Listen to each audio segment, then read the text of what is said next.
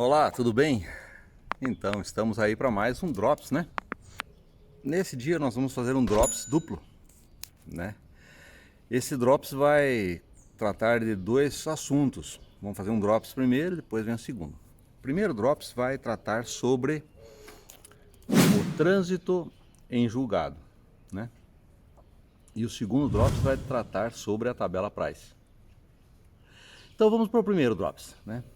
Aí você pega lá numa sentença em que o juiz vai dizer assim, mais ou menos nesses termos, depois vai aparecer aí os termos exatos, né, em que está decidido. Ele diz assim: como todo mundo sabe, né, na tabela Price os juros são decrescentes e as parcelas de amortização são crescentes, né, na fundamentação e tal, né. Depois vai lá e tal, ele dá a decisão dele, né.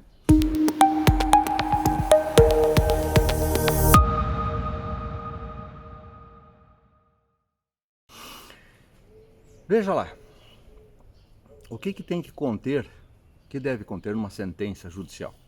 Vai ter de conter um relatório, o juiz tem que demonstrar ali que ele leu os autos, ele vai fazer um relatório da situação, vai ter depois o corpo da sentença, que consiste na fundamentação e nas razões de decidir, e por fim vai constar o dispositivo condenatório, né?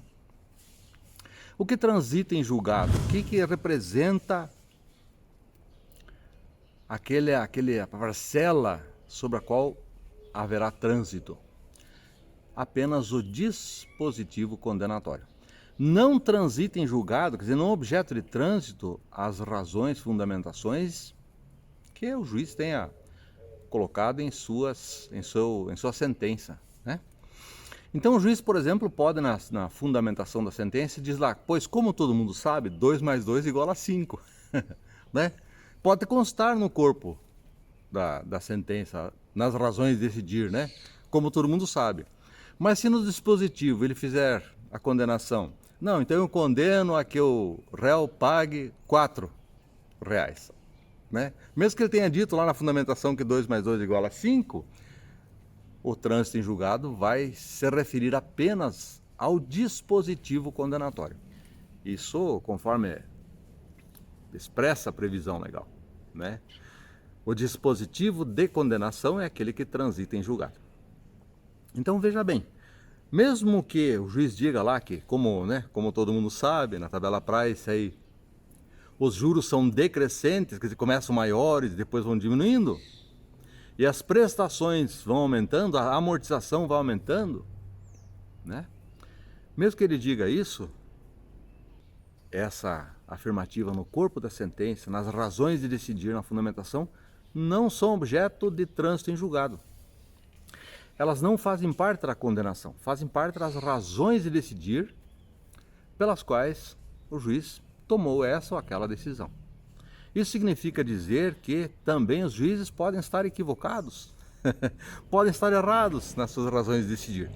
E o dispositivo condenatório, quer dizer, aquilo que está objeto da condenação, diz respeito, se refere apenas àquilo que a lei permite. Por exemplo, o juiz que faz a condenação condena o réu a que a pena de prisão, privação da liberdade, né? Pena de prisão de 4 anos. Veja bem, essa disposição condenatória tem de constar expressa nos dispositivos legais, quer dizer, no Código de Processo Penal e no Código Penal, né? Porque lá você vai dar, quer dizer, o juiz não pode, por exemplo, condenar por suas próprias razões, né? Porque eu, por exemplo, considerando aqui que o réu é muito feio, por exemplo, vou aumentar a pena em 10 anos. Não é possível, né? Porque as previsões de condenação são expressas no Código.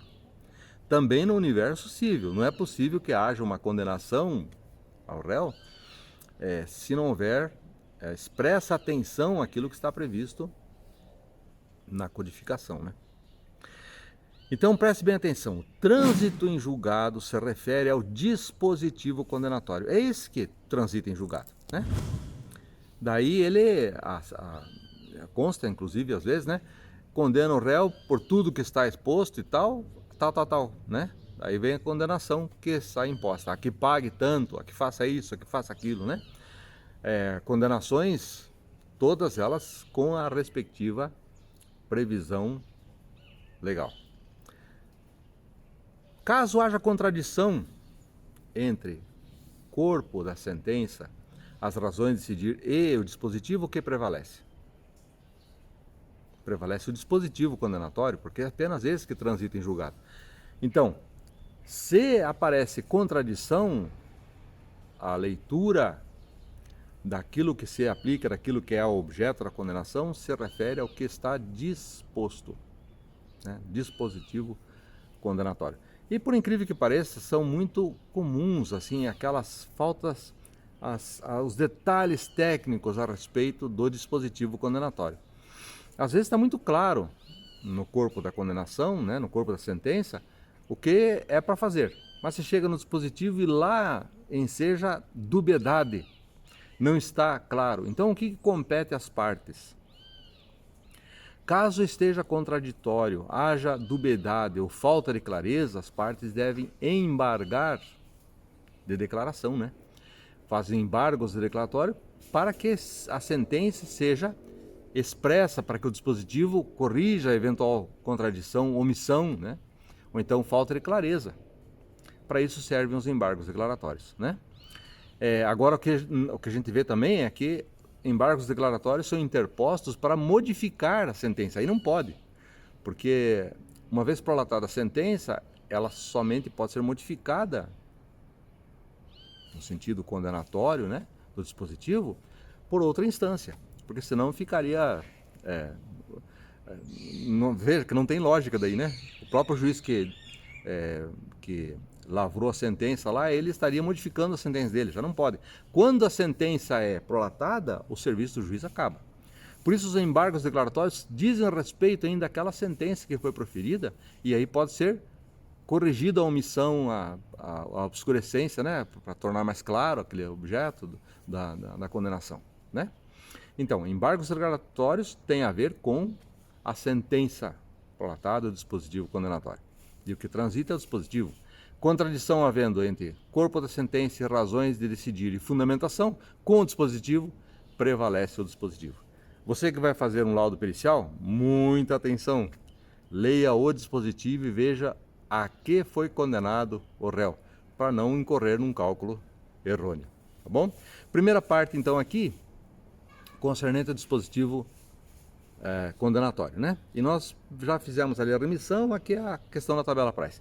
Vamos para o segundo drops agora e aí nós vamos trabalhar a questão da tabela price, tá bom?